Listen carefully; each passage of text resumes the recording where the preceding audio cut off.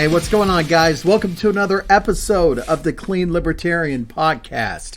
And I have some exciting news. Today, the Libertarian Party Sober Caucus met for their first time, and we nailed out a statement of principle. So bear with me. I'm going to read it to you because I'm proud of this, man. We got together and we did this. So here it goes. We, as members of the Sober Caucus, from our personal experience, along with a plethora of data, have proven that the war on drugs has been a failed endeavor, costing trillions of dollars and countless lives. Our purpose as the Sober Caucus is to empower individuals using libertarian policies regarding safe use and distribution of both regulated and unregulated pharmaceuticals. We would like to see the end of the draconian war on drugs in our lifetime. It is a gross miscarriage of justice to cage those who pursue happiness by their own means. It is also equally heinous to punish those seeking to self-medicate physical and or mental illnesses by all means available to them. We seek free market mechanisms to empower domestic entrepreneurship, supply, processing, and distribution, ending the dangers currently faced in prohibition. These policies will create accountability for producers and mitigate violence of criminal enterprise in the black market. Whereas the war on drugs has caused more damage than the drugs themselves, we seek to eliminate any legislation pursuing charges against individuals for possession, use, manufacture, and distribution. It is time to surrender to reality and end the theft of liberty over victimless crime. That is the statement of principle. And you got to forgive me. Like, I'm not always good at reading off a script. You know, I'm not always good at talking, but here I am with the podcast. But anyway, there it is, man. That's the statement of principle. I'm pumped. I think that really nails home like what I had in mind whenever we started this out. And it's all upwards from here, baby. You know, so if you want to get involved, if you want to get in on that, at LP Sober Caucus on Twitter, you can find us on Facebook. You can also, hit me up, ask questions. Like, man, we just need you, like, let's get this going. So, anyways, I had to take a second to brag on that. But so that's a change that I'm seeing in Libertarian Party circles, and I'm glad to see it. And I have a guest today who's going to bring about the next big change. And I have Angela, who is running for chair of the National Party. As you know, I have been absolutely furious about the messaging or lack thereof coming out of the National Party. And Angela seeks to be that voice of change. I don't know, man. If you know anything about what's been going on with the National Party, especially during the COVID era, like, this will be a breath of fresh air for you. So with that, I'm going to bring on Angela. All right. And I am here with Angela. Angela, thank you so much for showing up. Thanks for having me. Absolutely. It is my pleasure. Angela, as a lot of you guys know, she's running for chair of the National Party. And why don't you give a little background on yourself for those who may not know who you are? Sure. So I chair the Los Angeles County Libertarian Party. I'm also on the executive committee for the California Libertarian Party. I'm very active at the state level as well. And I've run for Congress twice as a libertarian in LA. And lately I have been very, very busy opposing all of this lockdown nonsense and now the mandatory vaccine passport stuff with, the Libertarian Party, but also just the liberty movement at large and any alliance that we can find. I'm really committed to trying to roll back the tide, I guess, on what's going on right now. Yeah, it's all bad. It's all bad right now. You look to our neighbors to the north, and it's like you see a large sampling of the population we have here in the States, and you kind of wonder, is that the direction we're headed? Are people going to be literally begging for cops to be given any excuse, whatsoever to pull somebody over and do whatever they want to do? So you can imagine, seeing a lot of the things that have happened over the last year and the absolutely distant, bold messaging coming out of the National Party for somebody like yourself to step up. It's a breath of fresh air, to say the least. Thanks. I really want, I will make it happen. We need bold messaging coming out of the National Party. We need it for so many reasons, but especially right now, people are just desperate for someone who is going to show them that there's a group of people in the country that cares about their rights. They just want to see that. And I think that it's time for the Libertarian Party to step up and, be libertarian. Yes. Crying out loud. Yeah, without a doubt. And, so, yeah, and I'm not sure if you've had a chance to listen to a whole lot of episodes that I've done, but like the whole premise of this podcast is pro recovery, pro ending prohibition, ending the drug war. And a lot of people talked about businesses being shut down and, livelihoods being threatened, but not a whole lot of people in our circle is talking about this. One thing that the lockdowns did, and that is cut off a vital lifeline for addicts in recovery. Yeah. We saw, and the numbers are just accurate to June of last year, but there's been a 34% increase in overdose deaths. And what they've done is they shut down meeting facilities across the country.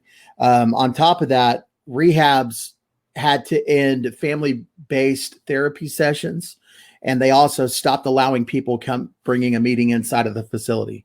So, as an addict in recovery, the very things that brought me into recovery have been effectively outlawed. And when I look to this party that I've been giving money to, and I'm a member of the OKLP, I do a lot of work for the Libertarian Party. When I look at our national messaging and they're saying absolutely nothing about that, I take it personal. Absolutely. Absolutely. I walked by a church on my way to work when all of this was going down, and the church had a sign posted on their gate that said, "Due to safety concerns, all AA meetings have been postponed." Oh, okay. That's an interesting way to think about that. Right. For your own safety, you can no longer go to the Alcoholics Anonymous meeting that you have been depending on. We live in an upside down world. When even churches are virtue signaling that people should not meet in person for safety. Yeah. It's a precedent that's been set at the national level. And the precedent was that people were willing to put up with this for at least a year before they start being discontent. And no one's willing to riot over it. People are willing to riot over plenty of other things, but no one is willing to riot at any government building over lockdowns. It's really sad. So much for 1776. Right. What's really interesting is I look at Europe, and Germany and France have had these marches with just thousands of people. And they're all opposing the lockdowns, and they're definitely not libertarian, but they do care a little bit more about civil liberties than we do in the United States. And I'm very glad for them that they are principled and stand up for their rights, but I'm sad for us. And I wonder, why is that the case in the United States? Do people just feel alone? Are we that afraid of social pressure and nonconformity? And would a strong position from the Libertarian Party and a better sense of community from us, would that help people find their voice so that they wouldn't feel so afraid to speak out? That's a great question. You'd have to, for me, I would have to think that it's probably the case. You start representing some of those, I don't want to say marginalized because it's such a buzzword, but Sure. that type of, status, whatever it is, in life. Yeah. I think a lot of people are terrified to speak out in a way that isn't supported wholly by the mob, Right. So, Jordan Peterson, he spoke out against, I can't remember the name of the bill right now, but the Canadian bill that basically criminalized misgendering someone. And he spoke out, and it was very unpopular with the corporate press, but the support that he got from the community, and specifically, young white, like college age men, was overwhelming. And aside from, hit pieces and smear pieces that came from, media that you can't trust anyway, I think he had a lot of good support and a lot of good press as well from different types of media outlets. But I think he really made a huge impact in people's lives, because he stood up and he said, "I know this is going to be a little bit unpopular, but I'm taking a stand, and here's why. And I believe in the freedom of speech. And I think you should too. and I'm there with you. And it's great because he provided sort of this vehicle, this outlet for people to express their views. But I think he also steered people away from going down the wrong path. And instead of having righteous anger, seeking revenge. And I think that's something that the Libertarian Party would be really good at if we nailed our messaging, where it's something that Republicans have sort of failed at because they're part of this two-party system where it's just constantly like, we got to get the other side. We got to seek revenge on them. We got to punish them and push our policies so that we can hurt them. And the Libertarian Party should speak out and just say, we reject all of that. We're not woke. We're not anti-woke. We're just awake.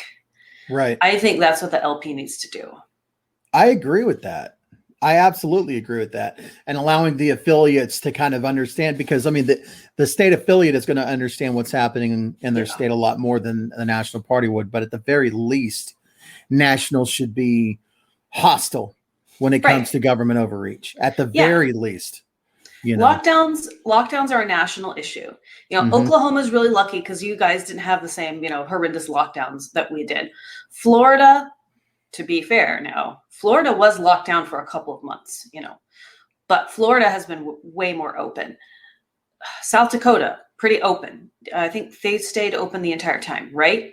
Yeah. But then we had a president threatening federal level lockdowns and federal mask mandates before he came into office. So I don't want to hear that people think, the national party shouldn't talk about it. It's a state's issue. Give me a break. This is a huge, just like vaccine passports. And I do appreciate that the LP put out a message on it. It wasn't as strong as a message that I would put out, but they did they didn't wait an entire year to say something about it like they did with the lockdowns. So pressure is good. We are putting some pressure on. We're putting pressure on the national party right now. They know that they've sort of got, the eye of Sauron upon them, I guess you could say. Yeah. They feel the heat. They have to. State by state, it's happening. As each state convention rolls around, all of a sudden, they're seeing a change. Yep. And, it was LP Kentucky, wasn't it, that did the Holocaust thing or whatever? I love it. Here's the thing is that we could talk all day long about, we need to be this or that. But you know what? Nobody else garnered the attention that they did. They were trending. They got a top trending on Twitter. Yeah. From that one tweet, I am all in on it. Whatever it takes, man.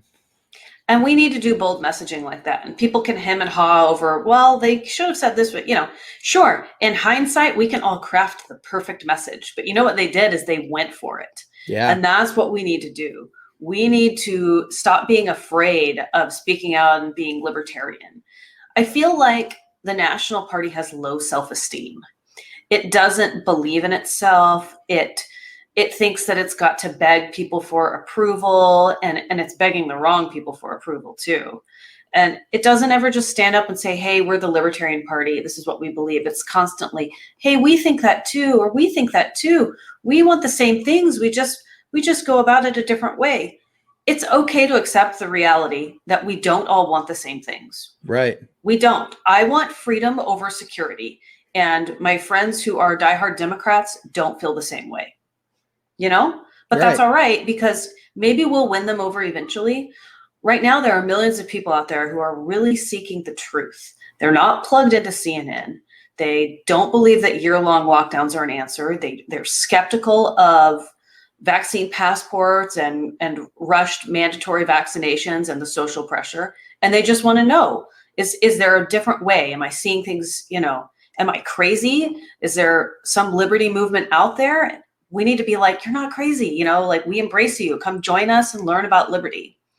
That's what the national party needs to do. Yeah, absolutely. And it just to expand on the vaccine thing, I am not anti-vax. My daughter's been vaccinated, not COVID, but like all the other vaccinations, whatever. I've had all my vaccinations, but I will not get the COVID one just because it's such a pressured thing. Yeah. And I'm like, ugh. There's so much social pressure around it.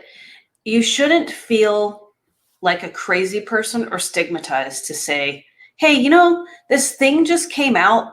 I don't know about it yet. I think I want to wait and see. Yeah. That shouldn't be an extremist position. No. It's not an anti-vax position. Do you remember, what was it in the late 90s? There was Orlestra potato chips. They were these potato chips that were designed to make you not absorb fat, so you can eat as many as you want, and it gave everyone the most horrifying gastrointestinal side effects.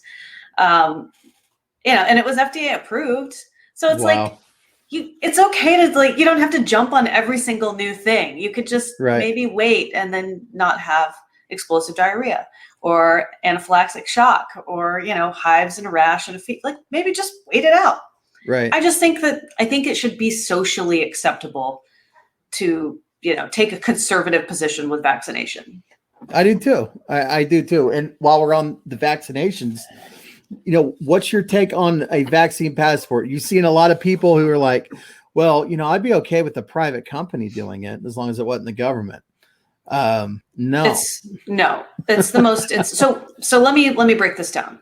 Okay. There is no such thing as a private vaccine passport, because all of the passport programs that are being pushed right now are all pushed by the federal government. So prime example is American Airlines Verifly. Verifly is a product, it's an app rolled out by Dayon.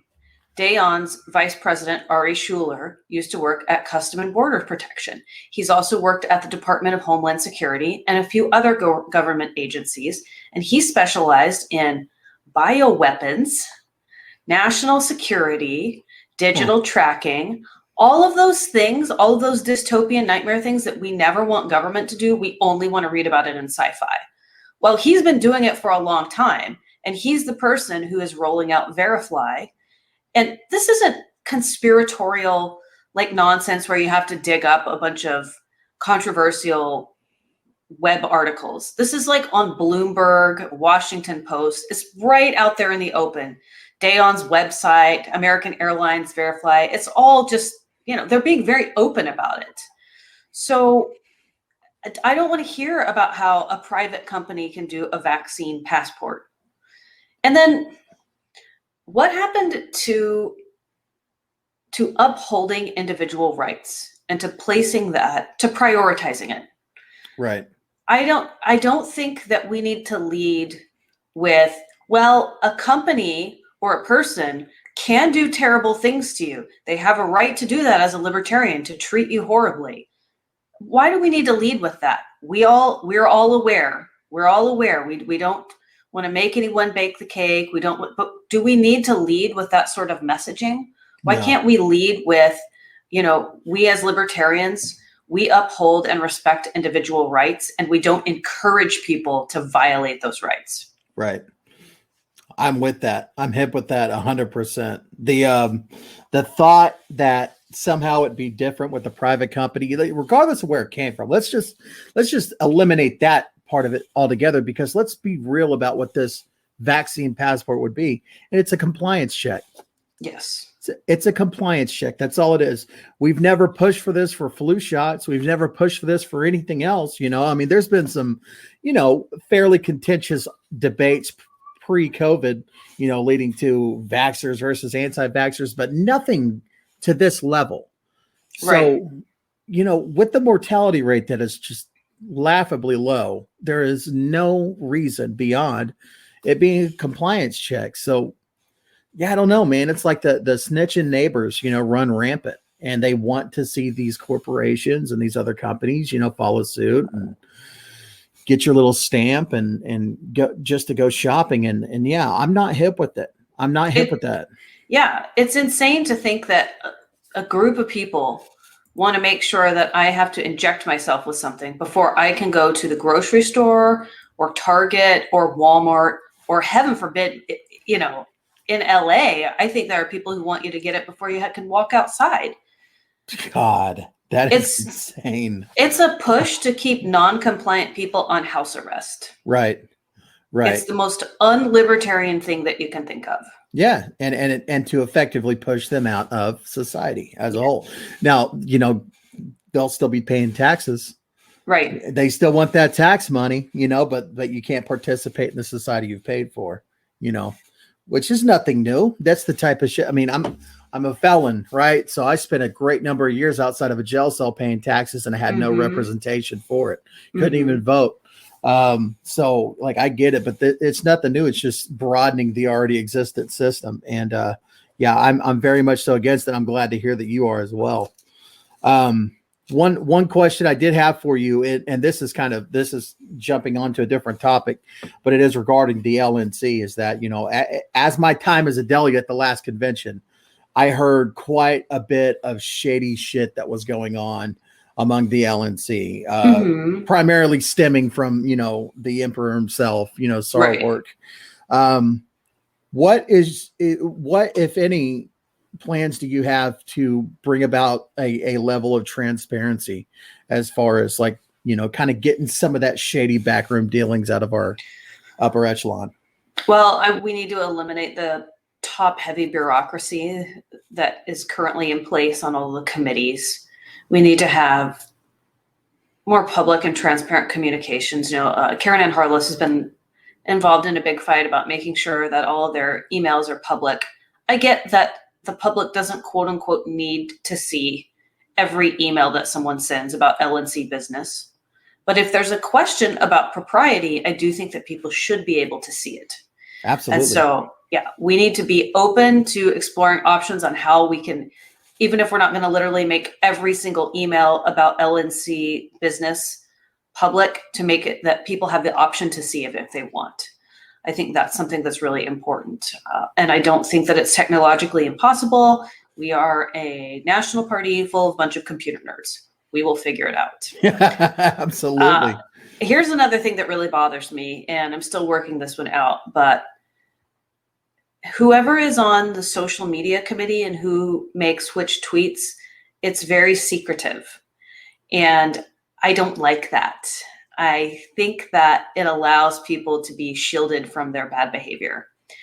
And that's not something that I'm inclined to support. So, I'm open to hearing arguments about why it's necessary, but I'm not on board with that. I'm very transparent about who I am and what I think. Right. And I think the social media committee should be as well. Well, absolutely. You are the face of the party. That's one of the things that pissed me off the most, is that, throughout the last year and a half of horrendous messaging, I would go to my area, at large and whatever, and say, what's going on? Who said this? And they're like, we don't know. Right. And it's like, how is that possible?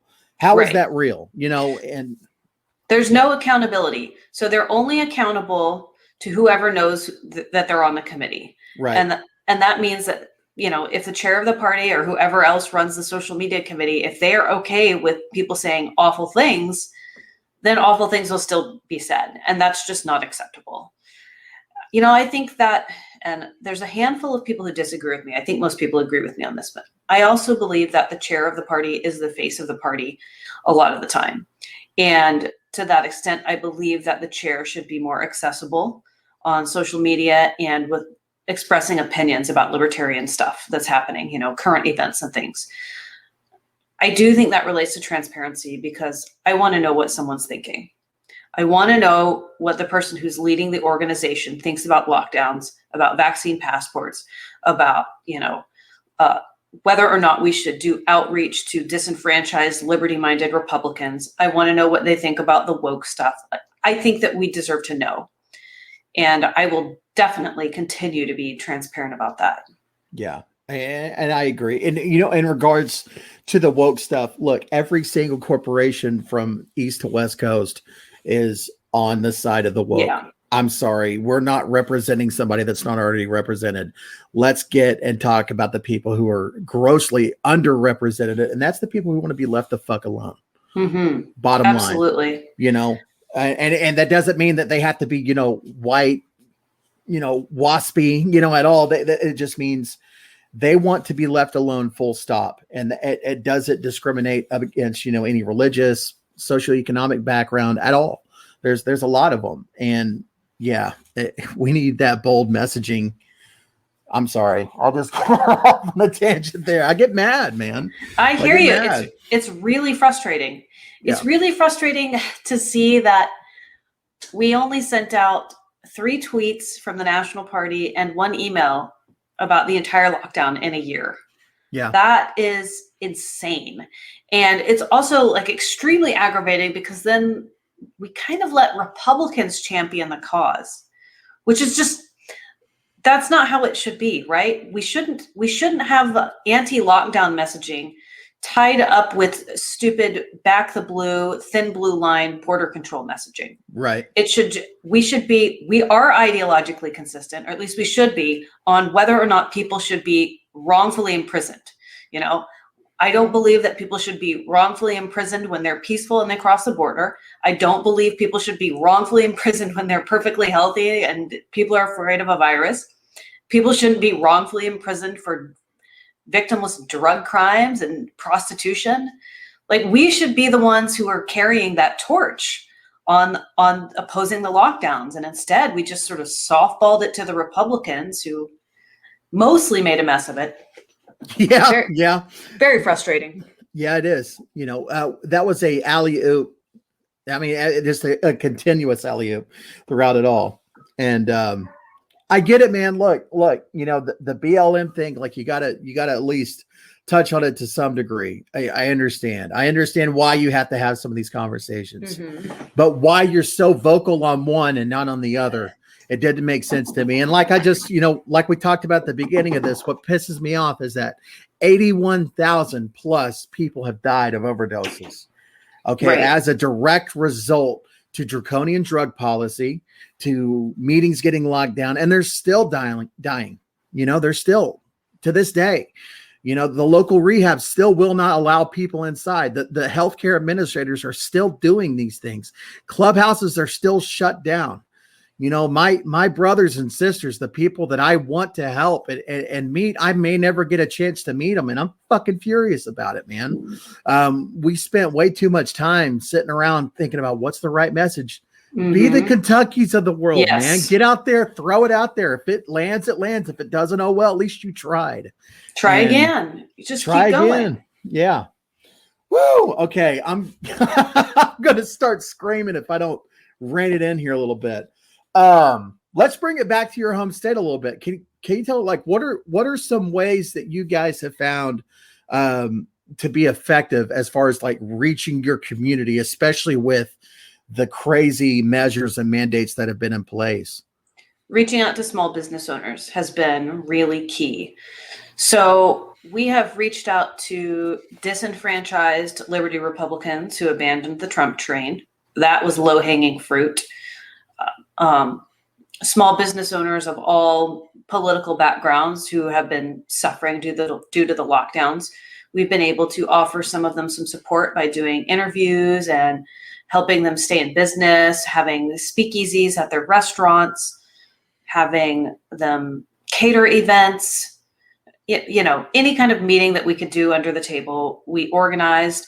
There are businesses that have defied the lockdowns, so we've given them a lot of support. I've personally done over 100 hours in pro bono work for some of these restaurants and places that are just trying to stay open.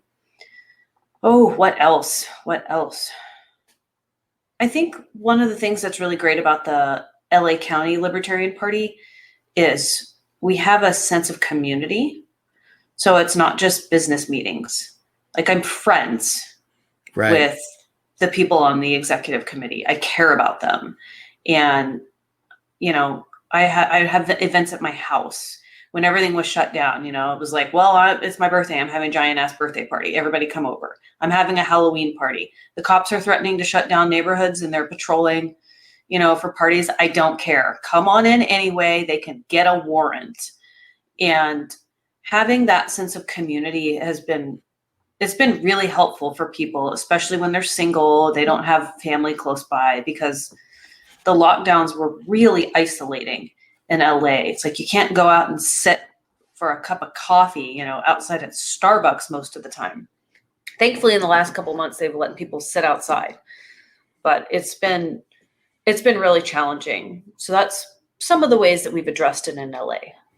I think you're touching on something really important that often goes missed by even some of us in the not even the party, just libertarian movement as it is. And that is community. You know, when I talk to people about the OKLP and why it's so important to me, like this, we had our convention a couple of months back, and one of the things that they did, I've been involved in this party for the last 3 years, and I've put a lot of time and effort into it. And on their own, they know that I'm going up for a pardon. I'm trying to get my felonies excused so I can own guns again, and among other things.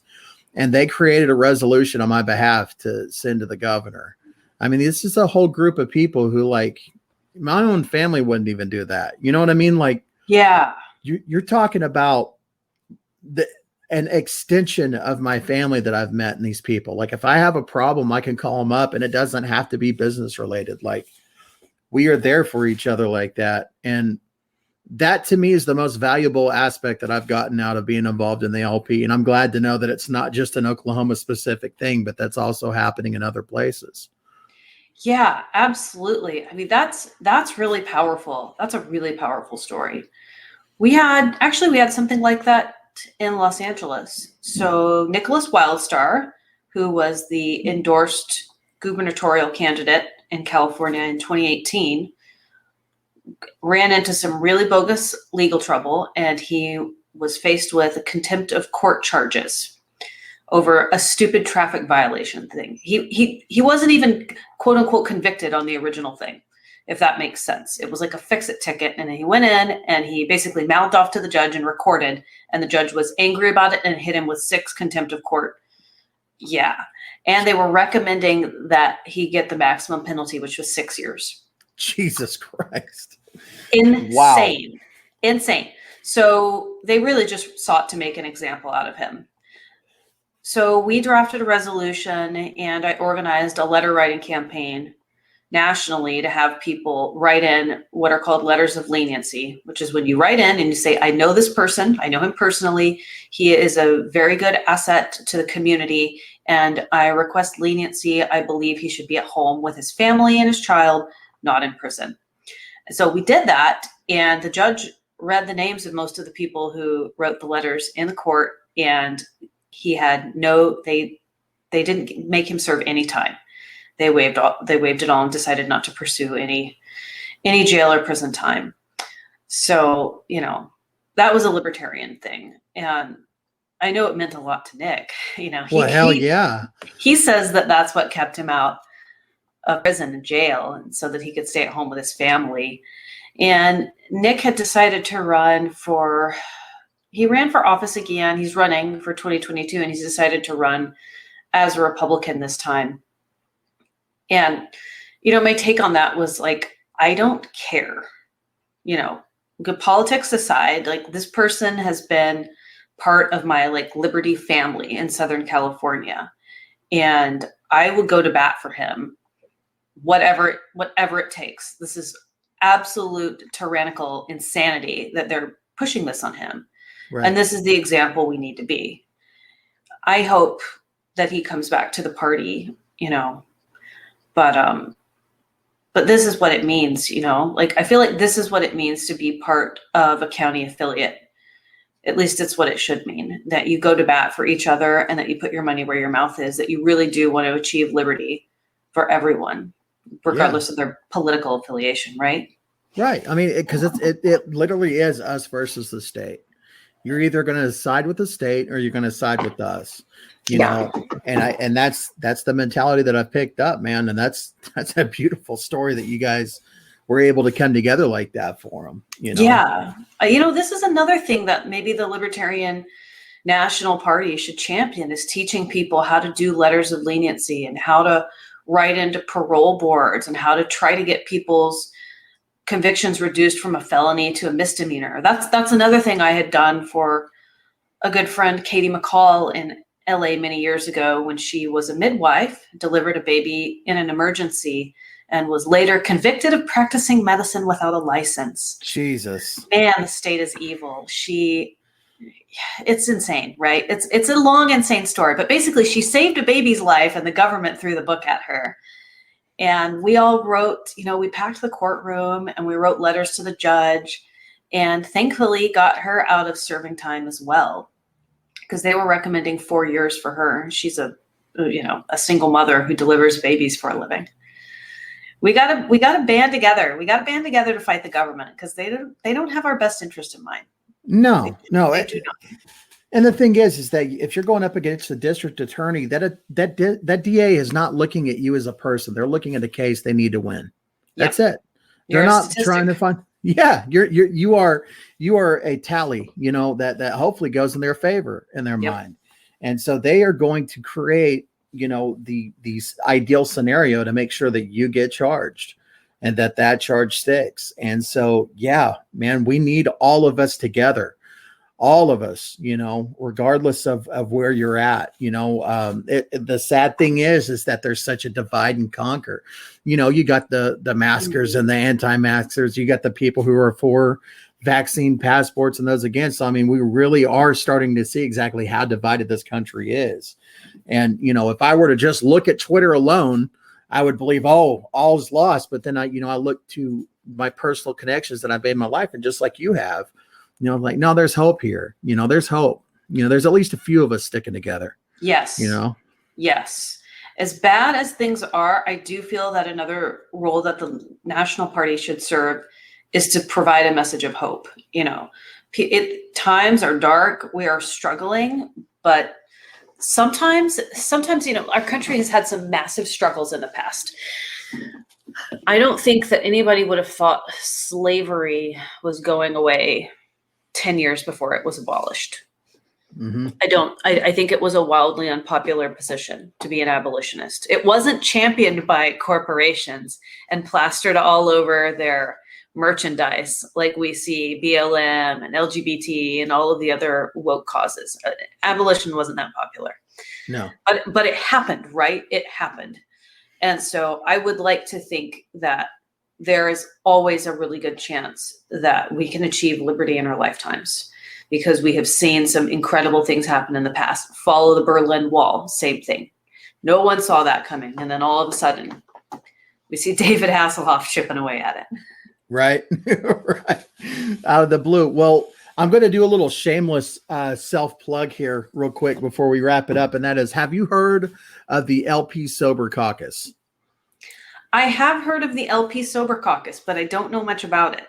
Okay, so that we just had our first meeting today. We got a statement of principle, so we're at the very least we're just starting out. But when you win the chair seat, because I know you will, when you win that chair spot, the first time you're asked about, we're just Republicans who smoke weed or some other hedonistic stereotype, be sure and kick them our way. We're Libertarian Party members who are in recovery. We do not imbibe in any way, shape, or form, yet we still seek an end to the war on drugs. So I have no doubt whatsoever that you're going to play to people's strengths, but I would be remiss if I didn't bring that up. That's a great message. I love it. Glad you think so. Well, Angela, thank you so much for your time. And I'm excited to see you run. I'll be giving a further endorsement afterwards, my outro, but I'm endorsing you. I love Josh Smith. I hadn't got a chance to meet you yet. So I jumped the gun and made the endorsement when he dropped. You were the logical next conclusion. So man, go forth with passion and fire.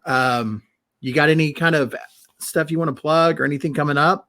Sure. So I am traveling and I anticipate going to a lot of conventions over the next couple of months. Washington, Delaware, New Hampshire for Pork Fest, Michigan, Florida, Colorado, and anything else I can squeeze in. If you'd like to find out more about my chair race, you can go to my website, angelamcardle.com. And I have a Patreon link and a PayPal link if you'd like to donate towards my travel fund. I do work I work full time doing litigation during the week as well, but every little bit helps. You are a powerhouse. Holy crap. How can you fit all that in, man? My hat's off to you. That's amazing.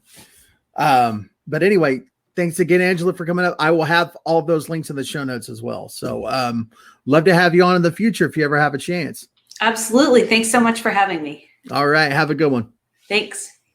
All right. Once again, thank you so much to Angela McArdle for coming on and talking to us about her ideas for the party. Here's your job, right? If you listen to that and you liked what you heard, you like the idea that solid messaging is going to be coming out of the National Party for once. God, how long has it been? This is your job. You need to go figure out the delegate selection process at your state affiliate. Okay, so here's how it works. There's a national convention that's going to happen in 2022. It's going to be in Reno. At that national convention, right, every state will have a set number of delegates who will go and cast their votes. In order to be able to be one of those people who can vote for Angela or for somebody else, you have to figure out how your state affiliate determines who's going to be a delegate. Mine in Oklahoma, we have like an election process. So, there's going to be candidates who say, yeah, I'd like to be a delegate. And then the greater body will vote on that. And so figure that out, become involved. That way you can go to Reno and we can get Angela in there, because let me tell you guys, we need that. We need a bold change. And that's why this episode is called Be Bold. And so as I had told Angela at the end, I had initially given my endorsement to Josh. Josh is someone who I've always liked. He's a good dude. He's got bold messaging. Josh subsequently dropped out of the race. So that means, my endorsement is going to go to Angela. It is my absolute honor and pleasure to be able to give my full-fledged clean libertarian endorsement to Angela McArdle. We need that type of voice in the leadership of this party. We need that type of atmosphere created from somebody who will not pull any punches and will call it for what it is.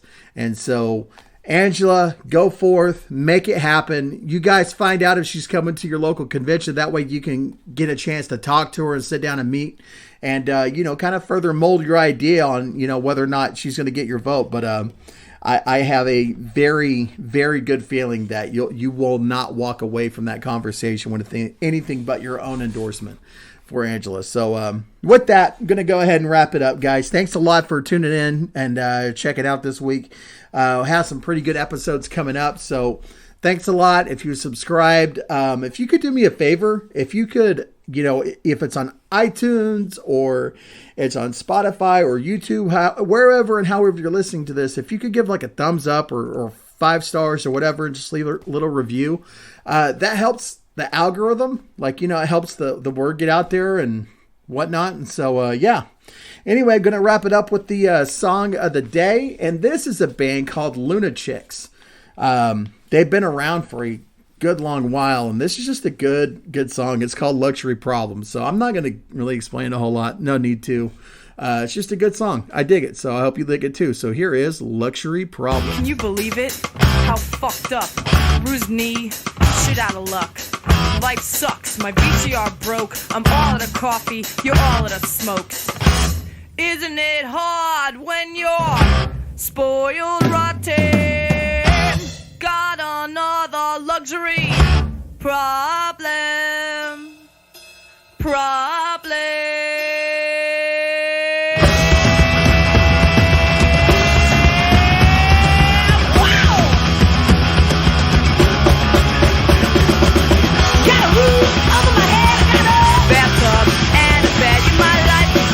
Break. Yeah, my life fucking stinks. Too many phone calls. Everyone wants me. It's my biggest downfall. Isn't it hard when you're spoiled like that? I've got another luxury problem.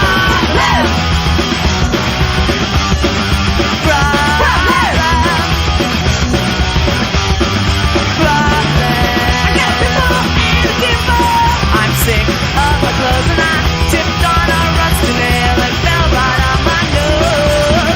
Can't look on a price like it. Even though